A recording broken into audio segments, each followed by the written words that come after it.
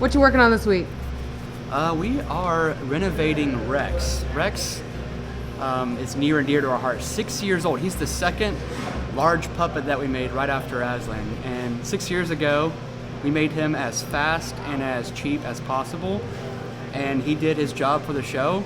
And since then, he's been to Scottish Games, he's been on the news, he's been in parades, Renaissance festivals, and he's taken a beating. So we're giving him some tender love and care before he gets ready to reprise his role as Rex the Dragon in Kingdom Chronicles this weekend. Tell me about the original team that made Rex. So we were led by the great genius Mr. Hines, the original puppet master and the technical genius of the Academy of Arts. And then I was assisting him, and actually the young man that helped us build this dragon, he's about 15, 16 years old when he helped us.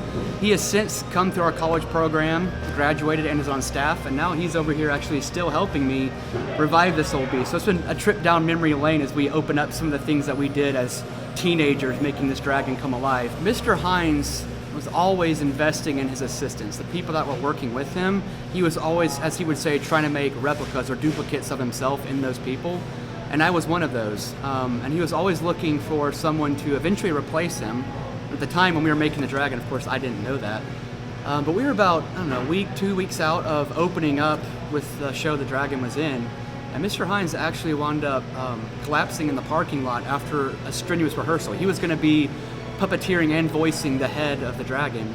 But when he fell in the parking lot, it kind of just made him realize, myself realize, and Nicole, our artistic director, that we wouldn't have Mr. Hines, the puppet genius and master, with us forever.